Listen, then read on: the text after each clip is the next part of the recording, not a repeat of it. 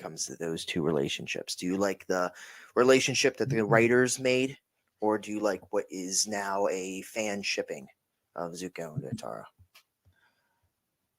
I do prefer Kataang. That's just the way the immediate first episode. I mean, first scene of Aang opening his eyes, like we all knew what was going to happen, and with her hair loopies flowing in the wind. But no, I mean, it was just the script was already written, kind of thing, and I agree with the script. It made the most sense the way the story played out, though I do like the idea behind Zutara. I really do. And I hate playing both sides to it, but I do have a preference, which I just illustrated and laid out. Mm-hmm. But with Zutara, the writers, the creators, they give you some flavor. They give you some salt and pepper of like, could this actually work with these two characters?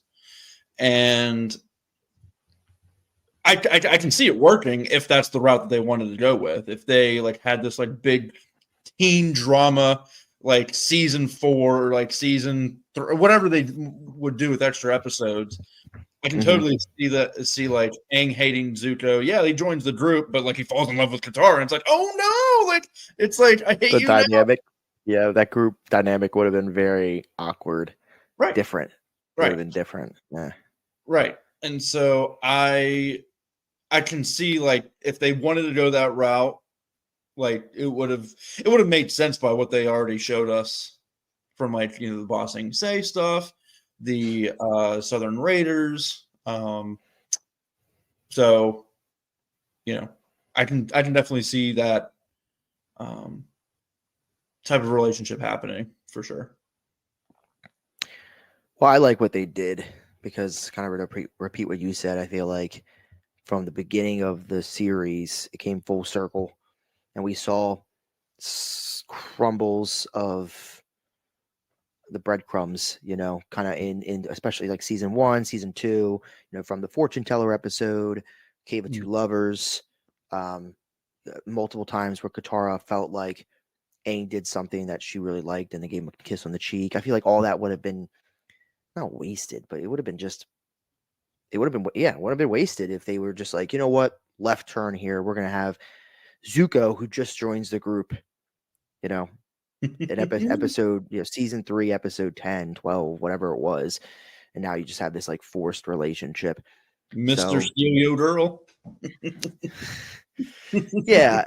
And it's just, and Zuko had his relationship going on too, which we'll talk about a little bit later.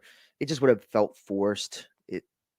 That's one of those situations where it's like sometimes the writers know what they're doing and the fans, it's better to be fans and have that mentality.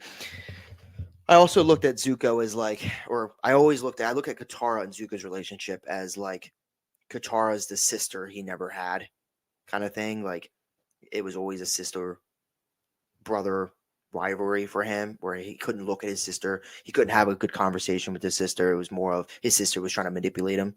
Like that conversation, we was sitting there kind of not upset, but nervous about talking to Iroh for the first time since betraying him. And Katara sat down and talked to him about just whatever the whole conversation was. It probably empowered him a little bit. And that's something that, sisters and brothers do to each other, especially older sisters, younger brother, or, whatever it might be. And I feel like that's what Zuko needed, not a love interest. So I like the route they took in that. Now, if that was a relationship and we did see them two get together, I think it would have, I don't know, it would have made the whole Aang story arc a little not complete. I don't disagree. So that's I guess I just think I do think they would have gotten along, and it's not like it would have like ended terribly from the beginning. I think it would have lasted at least a little while. But like, obviously, this is like hypothetical. Like, who really knows? But um, I do think it made the sense the way the script was written. I mean, we all knew what was going to happen. Um, it's just like when the idea first came about, it's like two people who grew to hate each other in the beginning, Katara and Zuko, because Zuko, traveling around and trying to capture Aang, and having the same commonality of like, oh, this is what the Fire Nation did to my mother and your mother. So it's just like relationships can happen that way out of like past trauma, and like that's why it made sense to me, like, about that idea. What about friendships though? Like you can't sit there and Yeah, say, well, I'm not saying you can't develop a friendship. I'm just saying that's where the idea behind, like, you can, it's like, I mean, maybe it's kind of different, but it's like military families where, like, you both are in the military, you decide to get married just because you have that same personality, same values that you went in with the military, and that's it's kind of like that. they're both For victims of the Fire Nation. Well, victims of the Fire Nation and lost a mother do it right. so they could connect. Mm-hmm. Yeah, I mean, I think that's the whole point of that was connecting Katara to Zuko early, so she would trust him, and then Right. that's part of his arc is gaining that trust pretty quickly because he is a victim as well, and then backstabbing her essentially at the end of season 2, which Right. was part of his redemption. Yeah, look, the writers, to their credit, they knew that was a subject because they not made fun of it, but they made it into a plot point right before the finale.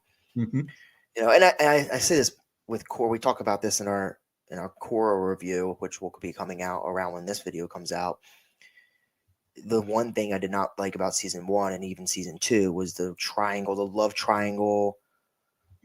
I don't know if these writers are just not good at writing the love triangle, and they didn't know, or if it's just there's just too much going on. But the last thing I wanted would have been a love triangle right before the finale of Avatar: The Last Airbender. Right. Like why? Like, why do we need this forced love triangle with 3 episodes left in the series? I did not want. So, I'm sure we'll have many videos talking about the Aang Katara relationship, Right. and the Zuko Katara relationship. But I do really like Aang and Katara's relationship. Yeah.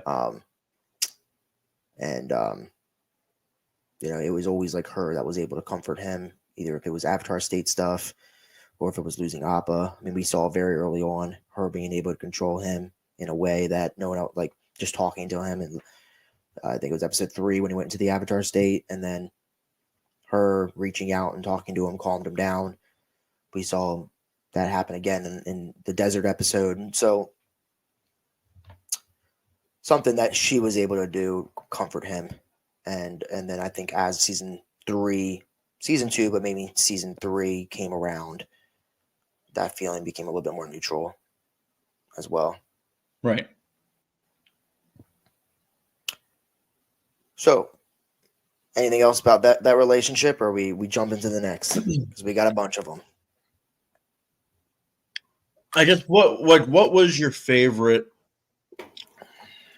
And I know there's not many, but I would like to ask, like, what's your favorite Aang and Katara moment, like, together? It doesn't have to be as a couple, but like together, or Zuko and Katara. Yeah, so Aang Katara, I would say, is probably, might be missing one. It's probably the desert scene where the Sandbenders find him. I would say that's probably the first time.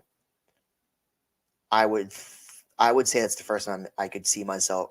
I don't remember because I was so young, but I would say the first time if I was sitting down with someone new and they never watched Avatar: The Last Airbender, the first time if I had to make a guess, I'm like, okay, you're gonna give me $1,000 if I can guess the first time someone's gonna like tear up a little bit. Mm-hmm. I would say it's the scene where Aang goes into the Avatar State because of Appa missing, where he confronted the Sandbenders, and he's tearing up in the Avatar state.